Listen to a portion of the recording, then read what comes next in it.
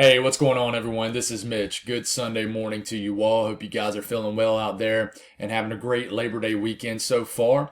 Got you an update on the weather and what's going to happen specifically for today. And of course, we'll give you an update on the tropics like we've been doing in the morning videos outside of even the evening videos. So if you guys have not subscribed, certainly consider doing that. Like the video if you like it. There's a couple different things to talk about. There's a new area of interest we'll watch out for. But overall, nothing threatening out there. Earl is now expected to become a hurricane. It is still a tropical storm. And then Danielle reformed into a hurricane. So we'll break down a few things for you this morning. First off, I want to say thanks for the prayers. I made the community post yesterday, and a lot of you guys prayed for me. And what was really cool is you guys also shared your stories, too, of things you went through. So it just kind of puts it makes me view things differently. It puts things in perspective for sure. So I really appreciate the prayers. It's just a thing. Luckily, I'm in, one of my best mindsets I've ever been in my life. So I can handle the punches of life a little bit better than maybe I could say, 8-9 years ago when, I was just not as strong minded and things like that. So I really appreciate y'all reaching out and doing that for me. It really means a lot. And this family atmosphere on YouTube is really what it's all about. So I really appreciate you guys. But if you guys got anything that I could pray about, please, as usual, please put those in the comments below. It gives me an opportunity to pray over it, and it gives others an opportunity to do so too. So let's get rolling this morning.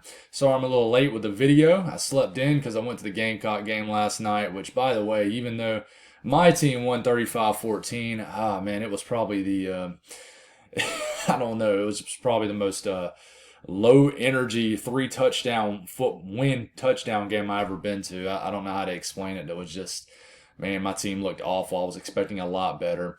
But I know there's a lot of Gator fans, a lot of Georgia fans that watch my stuff, and congrats on y'all's two awesome wins, especially the Gators. That was a really cool win. I didn't watch any of it. I have to go look at the highlights, but I saw what happened at the end. So anyways, this isn't a football channel, it's a weather channel. So let's get rolling here. So Tropical Storm Earl blowing up some pretty intense convection this morning with a favorable time period of the day, what we call diurnal maximum. And then you got Hurricane Danielle up here spinning away, looking good this morning. And then we're going to watch these little features, disturbances moving off the coast of North Africa. And I believe this is the one that has a 10 or either 20% chance, we'll check here in a second, to develop in the next 5 days. So nothing threatening out there. In fact, today we're going to have to deal with a flooding issue with just a moist air mass right over the mid-south areas of the southern Ohio Valley. So we'll talk about that. But here you go. This is the newest thing, so it continues to be pretty active out there, even though there's nothing threatening. There's nothing to worry about. Earls came pretty close to Puerto Rico in the northern Leeward Islands, but, not a direct impact, but just dealing with some showers, some gusty winds. But it's a 999 millibar low pressure. We need to watch Bermuda still because things like the European gets it really close to Bermuda. We'll talk about that here in a second. Hurricane Danielle, just a 75 mile per hour storm. And then we got this area of interest that has a 20% chance to develop in the next 5 days.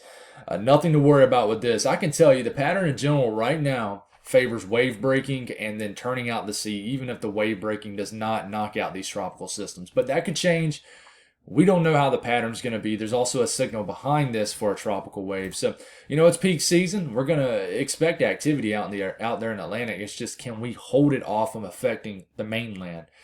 So here goes. Tropical Storm Earl, forecast to become a hurricane by later this week, or maybe Wednesday or Thursday this week.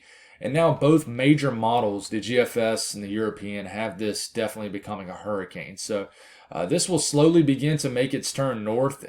Most model guidance, including ensemble runs, now have this turning. None really have it sneaking close. So the only thing we need to worry about is if some kind of cutoff low tries to pull this back east enough to affect Bermuda or maybe Newfoundland and Nova Scotia down the road. But the models, especially up there in Canada, nothing really seems like it's going to do that. But Bermuda, we need to watch out for, and things could change. We still got a while out here. For storms today, not really a severe weather risk. We'll watch out the southwest, maybe a marginal risk, which isn't super common out here, but isn't rare either. But a general risk of storms everywhere else. But let me tell you, what's probably flying under the radar, except if you live in Kentucky, because nothing's going to be flying under the radar as far as flooding for you guys. But there is going to be a flooding risk in this part of the country right now here. And in fact, we're going to look at it. A slight risk for flooding. There's already flood watches up. We don't need any rain in these areas, especially Kentucky and eastern Kentucky. Slight meaning a 15% risk of flash flood guidance being met. We'll watch this little area right here near Erie, Pennsylvania, just east of Cleveland. And then the southern sections of Texas. We continue to get, some rain out here, thankfully, and, just Gulf Coast storms. So moving forward, you can see the flash flood watches, the flood watches out here, and there's actually some flash flood warnings in these little red dots you see in these red counties. So already a lot of moisture out there. So let's go on and break this down. So the southeast, and stay with me if you want to know about the tropics. We'll go over that data here in a second. But moving forward here, starting off this morning, already some moisture rolling through Tennessee, areas of Georgia, and the Gulf Coast. And there's a lot of moisture down here near the extreme coastal regions. And we'll keep on going. We're getting into the afternoon, and then widespread showers and storms form anywhere from southern Illinois all the way through Georgia. Atlanta, expect some showers and storms today. Birmingham points north. Huntsville, Alabama, Nashville, Tennessee, all the way into Kentucky. The southern Appalachian Mountains of North Carolina, Tennessee. Definitely going to be widespread showers and storms. It feels nothing like fall out here. It really doesn't. Temperatures into the 80s. It's very moist. There's no dry air. There's no crisp dry air. Nothing like what we saw this weekend 1 year ago from today, where it was a really nice air mass across the entire eastern U.S. Nothing like that. It was downright humid. It felt like an early September day yesterday in the south, and it will feel like that today. But very widespread range. If you got any outdoor activities on a lake locally, definitely have a way to look at a radar, because widespread range. Now you're getting into South Carolina, North Carolina, Virginia. Not quite as widespread today, but I think tomorrow will be more so you guys' day for a more wet Labor Day. But even you get into this evening, more showers and storms forming, moving north through Alabama and Georgia. So definitely wet. Now, you look at the National Weather Service as far as how much precipitation can fall between now and the next 24 hours tomorrow morning, and you'll see you got anywhere from 1 to 2, as much as 3 inches of rain that can fall from areas in northern Georgia and Alabama through the middle of Tennessee, and then most of Kentucky, especially central Kentucky, could see a few inches of rain. And then the Ohio Valley, maybe 1 to 2 inches of rain. So a lot of rain can fall today. It really can, but as you can tell, there's a pretty tight gradient where hardly any rain falls in the Carolinas and Virginia unless you're in western areas. So we'll see. We need to watch out. A lot of rain can fall fast. The northeast, some showers will move in this morning. Cleveland, the middle of Ohio, definitely could see some showers. And then more additional showers and storms will conform all the way from the down east areas of Maine. Maybe not as widespread in southern New England where you really need the rain. But New York State, some showers moving from the southwest. Pennsylvania, showers and storms certainly possible to almost likely at this point, especially as we get to later tonight. Some showers, some storms moving through Pennsylvania, and then they will eventually sneak into southern New England a little bit later tonight. The south central U.S., a lot of rain down here in the southern areas of Texas throughout the day. A little disturbance will bring a lot of tropical moisture. Brownsville, Texas. I don't know if this will quite make it to San Antonio, but you guys could certainly see some showers and storms. And then some showers and storms could be around Dallas-Fort Worth area, for example. But most of the widespread rain is going to be in the southern areas of Texas, where you guys could pick up a few inches of rain today for sure. North central U.S., Ohio Valley, Great Lakes region, north central U.S., pretty quiet weather. Not a whole lot going on unless you're unless you're in Illinois. Moving past this, as far as temperatures, you're actually waking up with some pleasant early fall type temperatures in areas like Kansas and Nebraska points north. But then it's gonna warm up very quickly today into the 80s. Decent air mass in place over the Ohio Valley points north and still the Great Lakes region. But the further south you go, you quickly get into a tropical air mass. The I-95 corridor, east of the southern of the Appalachian Mountains here. Temperatures probably rising to the 80s to near 90, and then there's going to be a nice gradient here. For example, if you're in northern sections of New York State, Vermont, New Hampshire, and Maine, temperatures locked into maybe in the 50s and 60s.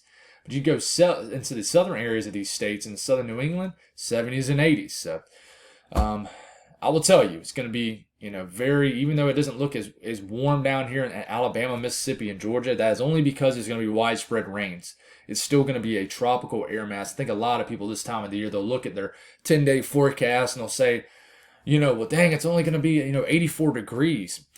But one thing you look for is what is the low temperature going to be? If the low temperature is going to be like 72, you know that that is a tropical air mass, and you're just going to get a lot of rain that day. Now, if it's like a high of 82 degrees and a low of 60, then you probably got a dry air mass in place. That's very hard to explain, just shooting off the hip there.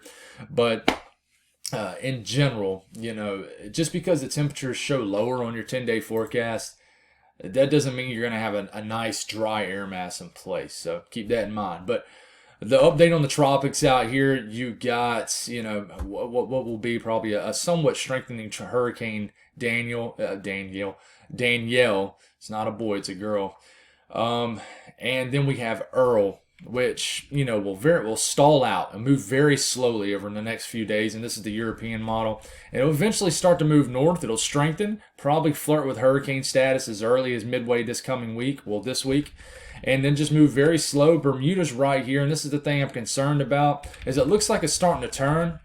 And then it kind of jolts back west. And Bermuda is right here, guys. And that is a 977 millibar low pressure. That is a full-fledged, probably Category 2 hurricane. And then it jolts north. And then, 10 days out, it gets awfully close to Nova Scotia. So it's just things we need to watch out for. Now, we back this up. I think there's going to be some kind of feature that right here, whether it's a cutoff low, whatever it may be, that tries to yank on the steering currents and try to trip it out and move a little bit west. But this is the wave right here. And I'm going to stop this for this coming Tuesday afternoon that has that 20% chance to develop. We'll see what it does here, but a lot of model guidance doesn't really have this developing, and if it does, it moves out to sea and might interact with Earl. But then we have to watch a couple other little features down here. Here comes a big wave coming up here, but we've seen this all hurricane season when these intense waves come off, and then they don't end up being anything. And this is already pretty north in latitude right here, so it's probably heading out to sea. But that's 10 days out. So, what do we know that far out? But GFS, we'll take a look at that. Same kind of deal. Turns Earl north very quickly over the next 24 hours. It looks like it's heading right towards Bermuda with the latest GFS as a Category 3 hurricane. But then it turns it out to sea, but not before producing some massive swells, probably on Bermuda. And then that heads out to sea as a very intense hurricane.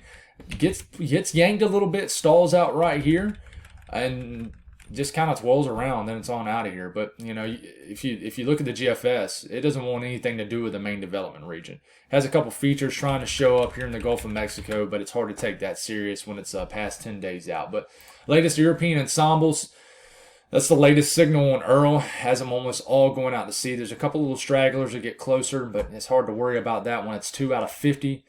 And then you got a sign for a wave here, and then a sign for a wave here. So we need to watch these. These look a little low in latitude, but it's very far out. And the trend lately has been stout signal down here, but by the time we get in the medium range, the signal fades away. So it's hard to take it serious. And I can tell you, these models are having a very hard time still figuring out the environmental conditions in the North Atlantic, which continues to be hostile even in the middle of peak hurricane season. So that's all I got, guys. Thank you all for tuning in. Of course, I'll have you an update this evening. And like I said, appreciate the prayers. Appreciate you guys looking out. Hope you guys have an awesome Sunday. And God bless everybody.